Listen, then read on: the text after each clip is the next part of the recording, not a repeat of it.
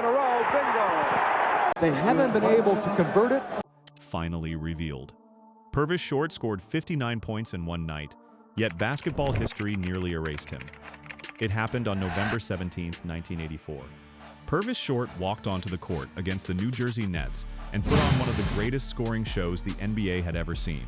He finished with 59 points, making 20 of 28 shots and 15 free throws. It was the highest point total in the whole league since 1978, yet almost nobody remembers that unforgettable night. A performance this big should be remembered by every basketball fan, yet it quietly disappeared from the story people tell.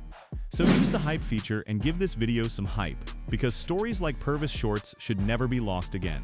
Forgotten nights like this one deserve a second chance to shine, and that starts with viewers like you choosing to lift them back into the light.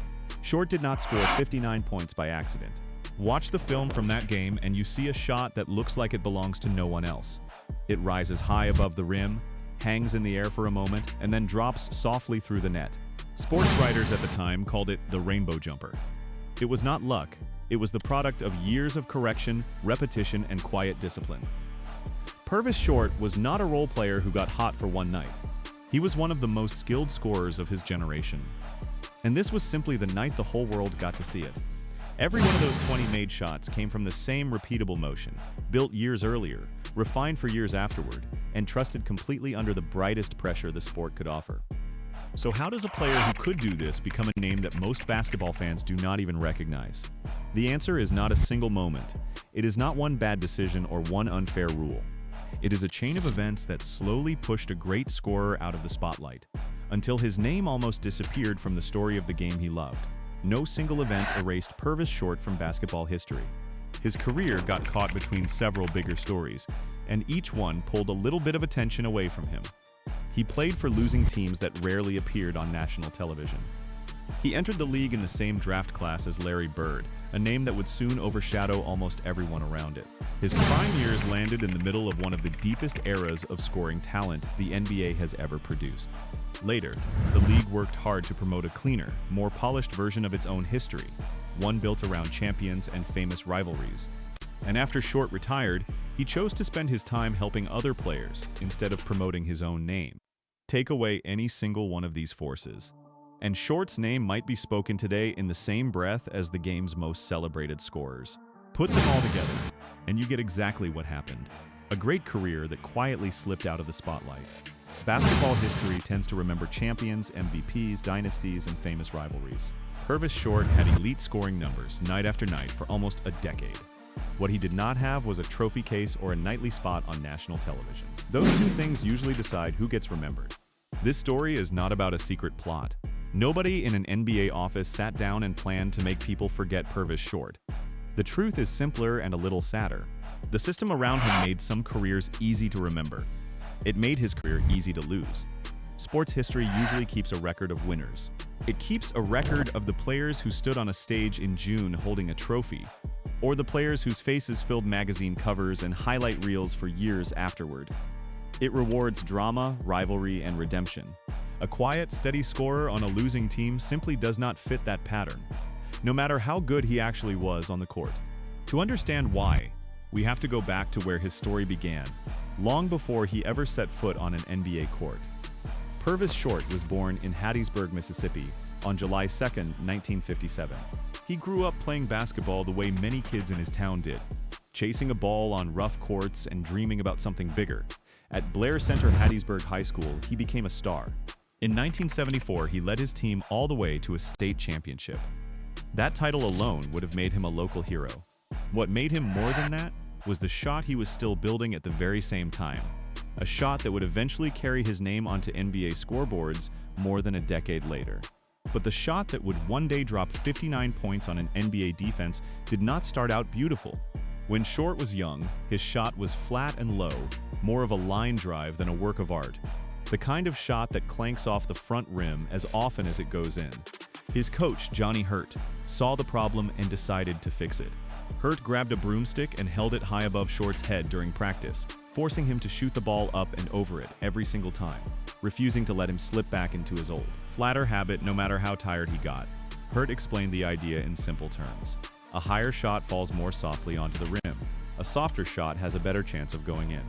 It sounds simple, but it changed everything about how Short played the game. After every practice, Short had to make 15 straight moving shots from 15 to 20 feet away, using that new high arc, before he was allowed to go home. That drill did not create a lucky trick. It built a habit that Short could trust under pressure, night after night, for the rest of his career. The high, soft rainbow jumper that would one day light up NBA scoreboards was not a gift Short was simply born with.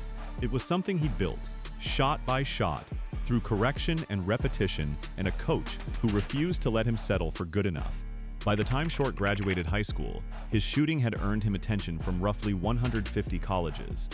He had options most young players could only dream about, letters and visits pouring in from programs all across the country. He could have gone almost anywhere. His path forward was shaped by someone even closer to him than his high school coach, his own older brother, Gene Short. Gene had starred at Jackson State University and was drafted 9th overall by the New York Knicks in 1975, proof that the small college program in Mississippi could still produce real NBA talent. Following his brother's footsteps, Purvis chose Jackson State too, turning down the bigger, more famous programs that were courting him. It was about to become the stage where his rainbow jumper turned into one of the most dangerous weapons in college basketball. Jackson State was a historically black college, and the Short brothers helped turn it into a winning program. During the 1974 to 1975 season, with both brothers on the floor together, Jackson State finished with a 25-4 record, one of the finest years the program had ever put together. Fans around the SWAC conference started to take notice of the tall, smooth shooting forward, wearing the same jersey his older brother had once worn. When Gene left for the NBA, Purvis stepped fully into the spotlight and became the heart of the team, carrying the scoring load that his brother had once shared with him. By the time his college career ended, Short owned the school records for both points and rebounds, with 2,434 points and 969 rebounds, numbers that still stood out decades later. He was named SWAC Player of the Year in both 1977 and 1978. He earned 3 All-American selections. As a senior, he averaged 29, 5 points per game, a number that ranked 3rd in the entire country. Only 2 players in America scored more that season: Freeman Williams and a rising star from Indiana State named Larry Bird. Short was not simply a good player at a small school. He was standing shoulder to shoulder in the national scoring race with a player who would soon change the entire sport. Short's college career stood on its own as one of the finest in the country. He was not a hidden prospect or a mystery pick. He was a proven, celebrated scorer, and NBA teams knew exactly what they were getting when his name came up on draft boards across the league. But the player who finished just ahead of him on that national scoring list was about to become permanently linked to his professional story, in a way nobody could have predicted at the time. The 1978 NBA draft changed how history would remember Purvis Short, long before he ever played a single professional game. Golden State held the 5th overall pick that year. That pick had actually come from the Los Angeles Lakers, as compensation after the Lakers signed free agent forward Jamal Wilkes away from another team. Boston held the 6th pick, right behind Golden State. Golden State used its pick on Purvis Short, the proven college scoring star from Jackson State. Boston used its own pick 1 selection later, on Larry Bird, a junior at Indiana State, who planned to return to college for 1 more season before turning pro. Boston's general manager, Red Auerbach, made a bold decision. He was willing to wait an entire year to sign Bird rather than pick someone he could sign right away. Golden State, facing more immediate needs on its roster, could not afford to wait like that. So they picked Short instead. Look at the whole top of that draft and you can see how the story took shape. Portland picked first and took Mychal Thompson from Minnesota. Kansas City picked next and took Phil Ford from North Carolina. Indiana picked third and took Rick Roby from Kentucky. New York picked fourth and took Michael Ray Richardson from Montana. Then came Golden State at number 5, taking Purvis Short. Then came Boston at number 6, taking Larry Bird. 6 picks, 6 very different careers, and 1 single selection order that basketball history would replay again and again for decades to come. Short went on to average 17, 3 points across his entire NBA career, and 19, 4 points per game during his 9 seasons in Golden State. Those are the numbers of a real productive NBA scorer, not a wasted pick or a mistake. the kind of career that plenty of franchises would gladly have taken from a 5th overall selection. But basketball history rarely cares only about numbers. It cares about stories, and the story that took hold was simple and painful. Purvis Short became known as the player Golden State chose right before Boston grabbed Larry Bird. It did not help that Golden State later traded center Robert Parrish, along with a draft pick that turned into Kevin McHale, to Boston in 1980. Those moves became a symbol of poor management in Golden State, and Short's name got pulled into that larger story simply because of when he arrived. Fans and writers looking back at the Warriors during this period often lumped every questionable decision together into one story about a franchise that kept giving away future stars. Boston's rise into a championship dynasty made the comparison even sharper. Every year Boston won. The shadow around Short's own draft class grew a little longer, even though Short himself had nothing to do with the Parrish and McHale trade at all. Here is the simple truth this story deserves to hold on to. Purvis Short did not create Golden State's problems. He became the face people attached to them. While Larry Bird rose into stardom in Boston, Short went to work quietly, determined to build a scoring game so complete that no defense could shut it down. Short's first NBA seasons began modestly. He came off the bench as a reserve and a sixth man, learning the pace and physical demands of professional basketball.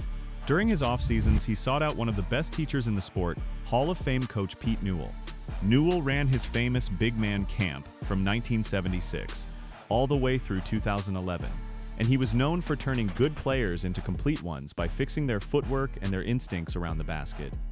Newell's camp became a training ground for some of the finest big men the sport has ever known, and his careful, patient teaching style shaped players who went on to dominate the league for years. Newell worked with Short on his footwork out on the perimeter and in the mid-post area of the floor. Short stood 6'7", and Newell taught him how to use that size to back defenders down, carving out just enough space for his high release to rise untouched.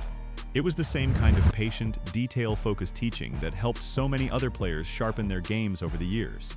Short later credited Newell as the coach who helped build the scoring game that would carry him for years to come, turning a talented young scorer into a complete offensive weapon who could beat defenders in more than one way. Picture it. Simply, size, balance, footwork, a high release, a soft arc, the ability to shoot comfortably over defenders who were often shorter or slower to recover. That was the finished version of Purvis Short's offensive game, built piece by piece under Newell's guidance. Short was never just a scorer standing at the other end of the floor from the action.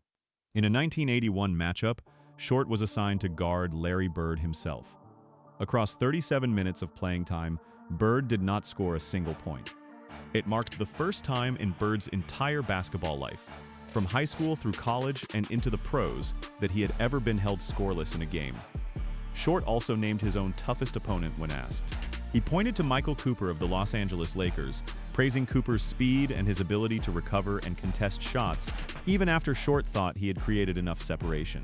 This was a player who studied the game closely on both ends of the floor, not simply a man chasing his own scoring totals. A scorer who could hold Larry Bird scoreless for 37 minutes, and who respected a defender like Michael Cooper enough to study his game was clearly thinking about basketball as a complete sport, not just about padding his own point total. Watching Short play during these years, you could see every piece of his training on display at once. The high arcing shot from his Mississippi days, the footwork and back down game from Pete Newell's camp, the size and length that let him shoot over smaller defenders and still recover well enough to guard some of the toughest forwards in the league. None of it happened by accident, and none of it happened quickly. It was the product of a long, patient climb. By the middle of the 1980s, all of that work came together into one of the finest scoring stretches by any player in the league. Short's point totals climbed steadily across his career. As a rookie during the 1978 to 1979 season, he averaged 6 points while playing about 23 minutes a night. The next year, his minutes grew, and so did his scoring, up to 0 points per game. He settled in around 1 point the following season, then 4 points during a year when his role on the team shifted again. Then everything changed. Golden State began giving him more minutes and more shots, and Short answered with 21, 4 points per game, then 22. 8 points the year after that, then an incredible 28. 0 points per game during the 1984 to 1985 season. Along the way, he was also rebounding, passing, and playing real defense, never turning into the kind of player who only cared about his own scoring column. That 1984 to 1985 season deserves special attention. Averaging 28.0 points per game, Short finished fourth in scoring across the entire NBA. Only 3 players in the league scored more than he did that year: Bernard King, Larry Bird, and Michael Jordan. Those are 3 of the most celebrated names in basketball history, and Purvis Short was scoring right alongside them, night after night, for an entire season. Yet Golden State finished that season with a record of 22 wins and 60 losses, and Short was not chosen for the All-Star game. His team's struggles and its lack of national TV time kept him out of the conversation, even as he was outscoring almost everyone else in the sport. Somewhere in the league that same year, players with lower scoring averages but better team records and bigger television markets were being celebrated as all-stars, while one of the 4 best scorers in all of basketball watched the game from home. The very next season, Short averaged 25.5 points per game, ranking 5th in the entire league. 2 seasons in a row, he stood among the very best scorers basketball had to offer. This is the season that produced his 59-point masterpiece against the New Jersey Nets, the game that opened this very story. 20 of 28 shooting from the field, 15 made free throws. The highest scoring output anywhere in the NBA since 1978. Leaving out the towering scoring nights of Wilt Chamberlain, it stood as the 3rd highest scoring game in Warriors franchise history, trailing only Rick Barry's 64-point night in 1974 and Joe Fulk's 63-point night back in 1949. That 59-point night was not an isolated flash of brilliance. That same season, Short also scored 57 points against the San Antonio Spurs and 46 points against the Washington Bullets. He scored 54 points in a game at Madison Square Garden, one of the most famous arenas in all of basketball, becoming just the 3rd visiting player to reach 50 points there since the arena's rebuild in 1968. A player does not stumble into performances like these by accident night after night against different opponents in different arenas under different circumstances. A player reaches these numbers because his shot is simply that reliable, from that many spots on the floor, against that many different kinds of defenders. These were not quiet, steady nights of small scoring gains piling up slowly over a long season. Short could take over an entire basketball game and reach scoring heights normally reserved for the most famous names the sport has ever produced. His rainbow jumper, the very shot built years earlier over a broomstick in Mississippi, had become one of the most feared weapons in the league. All of this happened while Magic Johnson, Larry Bird, Michael Jordan, Isaiah Thomas, Dominique Wilkins, and Bernard King were also playing some of the best basketball of their own careers. None of those players stood in Short's way on purpose. They were simply part of an era so packed with generational talent that even historic scoring nights had to compete for attention with each other. Highlight shows only had so many minutes to fill each night, and newspapers only had so many column inches.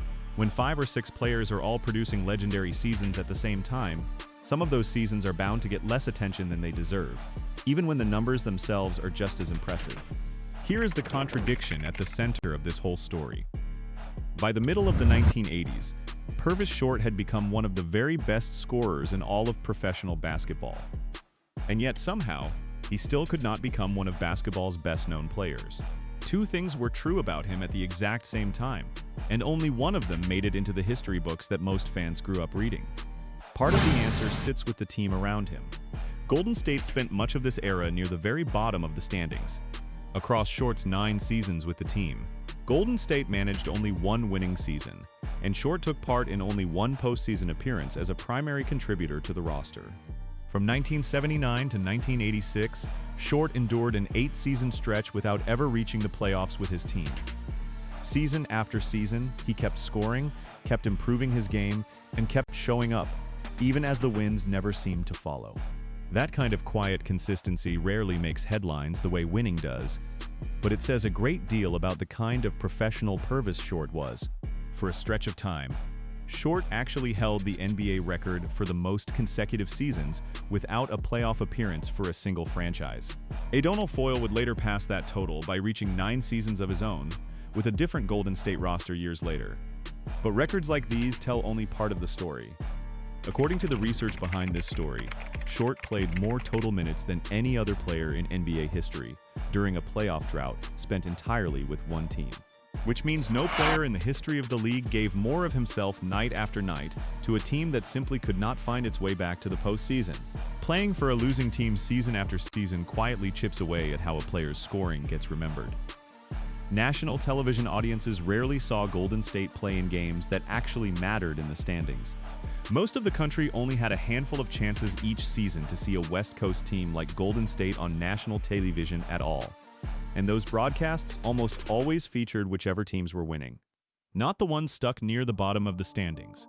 When Short's name did come up, his big scoring nights were sometimes waved off as empty numbers, padded stats that did not lead to real team success. Despite averaging 28 points in a single season, despite piling up more than 14,600 career points at a 17 three-point career average, despite that unforgettable 59-point night, Purvis Short never made a single All-Star team.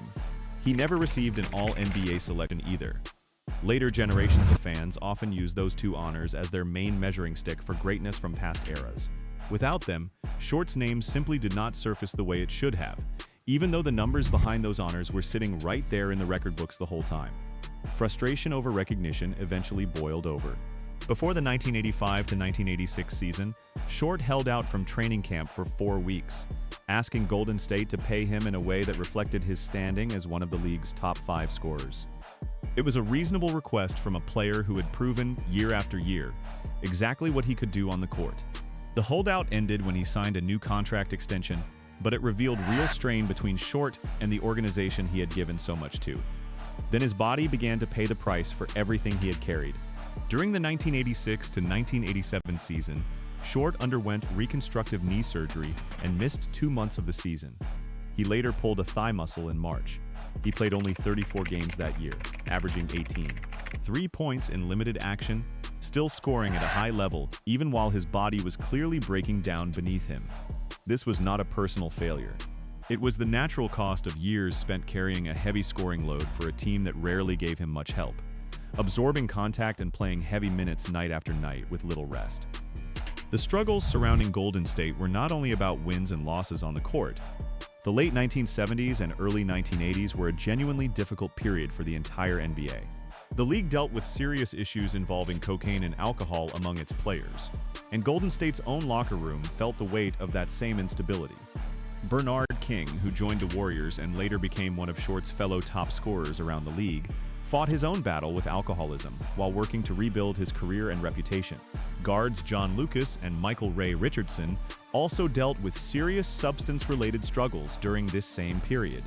Golden State had real talent on its roster, players who could fill a highlight reel on any given night, but the team lacked the stability needed to turn that talent into lasting success. Rosters shifted constantly. Public trust in the franchise wavered. It became difficult for any single player, no matter how good, to build a lasting winning culture inside that kind of environment. To be clear, nothing in this story suggests that Short himself was involved in any of those struggles. He was known as a quiet, steady professional who stayed away from personal controversy, showing up to work and doing his job at a level few others in the league could match. When David Stern became NBA commissioner in 1984, he set out to reshape the league's public image. Stronger drug policies came into effect, along with suspensions for some players. The league needed new sponsors and stronger TV deals to secure its financial future. And it found its answer in one story above all others: the rivalry between Magic Johnson's Lakers and Larry Bird's Celtics. That rivalry became the clean, polished symbol the NBA wanted the world to see. It was a smart business decision. It gave the league 2 glamorous teams, 2 charismatic superstars, and a storyline that TV networks and sponsors could sell with confidence. It also meant that other stories from the same period, stories about teams like Golden State, simply did not fit into the message the league was trying to send. As the years passed, the NBA's own retelling of its history leaned heavily on winners, famous rivalries, and polished stars. Weak, unstable teams from the earlier era, teams like Golden State, received far less attention in retrospectives and anniversary specials. Purvis Short had no scandal attached to his name, no dramatic comeback story, and no championship banner. That combination, respectable as it was, made him easy to leave out of a history built around drama and triumph. A documentary about addiction and recovery draws an audience. A documentary about a dynasty draws an audience. A quiet, disciplined scorer who simply showed up and performed at a high level every single night does not naturally lend itself to that same kind of dramatic storytelling, even though his actual basketball ability more than earned him a place in the conversation. It was not a secret order handed down from league offices. It was a system that naturally rewarded certain kinds of stories over others, and Short's stories simply did not fit the mold the league was building. Short's playing career entered its final chapters far from the Bay Area. In November of 1987, Golden State traded him to the Houston Rockets, where he spent 2 seasons serving as an outside scoring option alongside Hakeem Olajuwon and Ralph Sampson, 2 towering centers who gave Houston one of the most talked about front lines in the league. Short's outside shooting gave that Houston roster another dimension, a proven scorer who could stretch the floor and punish defenses that collapsed too far toward the paint.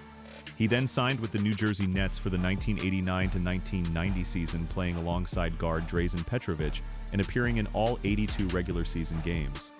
A mark of durability for a player who had already carried a heavy scoring load for so many years. After that season, he retired from the NBA. Short took a short break from the game in 1990, but he was not quite finished playing. During the 1991-1992 season, he suited up for Hapoel Tel Aviv in Israel, thousands of miles from the Mississippi courts where his career had begun. He helped lead that team all the way to the playoff finals, where they fell 3-2 in a hard-fought series against their longtime rivals, Maccabi Tel Aviv. Even at that stage of his career, playing on the other side of the world, Short was still helping a team compete for a championship. After that season, Short retired permanently from professional basketball. His playing career ended without a championship ring, without an MVP award, without an All-Star selection, without an All-NBA honor, and without a place in the Basketball Hall of Fame. That list can sound empty on paper. It is not the whole story. Even at the very end of his playing days halfway around the world, from where he started in a country far from Mississippi and far from the Bay Area, Short remained dependable enough to help an entire team reach its league finals. A player who had spent so many years fighting through losing seasons back home was still finding ways to lift a team, right up until his very last professional game. What Purvis Short did next may be the most important chapter of his entire story, even though almost none of it happened in front of television cameras. He became vice president of the National Basketball Players Association from 1987 to 1990. Right in the middle of a critical era of labor negotiations.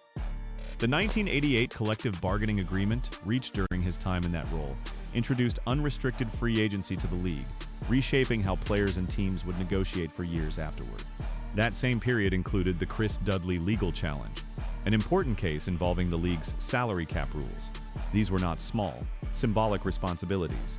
They shaped how every player after him would be paid and treated by the teams they played for.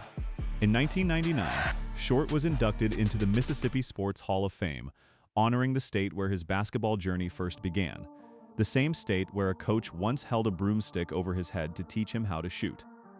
That same year, he was appointed director of the NBPA's newly created Department of Player Programs, and he later rose to become senior vice president. In these roles, Short built programs designed to help incoming rookies handle the financial, social, and personal pressures that come with sudden fame and sudden money. Young players entering the league often had little guidance on how to manage a large contract, how to handle new attention, or how to avoid the kinds of personal struggles that had derailed so many careers during Short's own playing days. He also helped veteran players prepare for life and work once their playing days came to an end, making sure that the transition out of basketball did not leave them lost or unprepared. It was steady, unglamorous work, but it mattered enormously to the people it helped. Purvis Short chose to spend his life after basketball protecting other players instead of chasing his own spotlight. He never became a TV broadcaster. He never coached a famous team. He never built a public brand around highlight reels of his own career. He worked quietly, behind the scenes at a time when league promotion usually centers on champions, media personalities, and commercial ambassadors. That choice made his contribution deeply meaningful to the players who benefited from it, even as it kept his own name further out of the spotlight. Think back once more to that rainbow jumper, built shot by shot over a broomstick held high above a young boy's head in Mississippi. Remembering Purvis Short is not about rewriting basketball history. It is about seeing all of it, including the parts that got quietly pushed to the side, his discipline built a shot that could not be blocked. His college career left him as one of the finest scorers in the country. His work with Pete Newell turned raw talent into a complete, dependable game. His scoring peak placed him alongside legends like Bernard King, Larry Bird, and Michael Jordan. His 59-point night against the Nets remains one of the great forgotten performances in NBA history. His professionalism carried him through injuries, losing seasons, and a league searching for a cleaner story to tell. And his work with the Players' Union protected the athletes who came after him long after his own playing days had ended. Taken together, these are not the pieces of a forgettable career. They are the pieces of a legacy that simply never received the spotlight it had already earned on the court year after year, night after night. Purvis Short was not a failed draft pick standing in the shadow of a more famous name. He was not a meaningless scorer stuck on a losing team. He was one of the finest pure scorers of his entire era, and his story deserves to be remembered in full. He built a shot from nothing but a broomstick, and a coach's patience carried it through 9 seasons on a struggling team matched scoring totals with legends, and then spent his second career quietly protecting the players who came after him. Very few athletes can say they did all of that. Purvis Short can. The league moved on, but the Rainbow Man's shot still deserves to fall.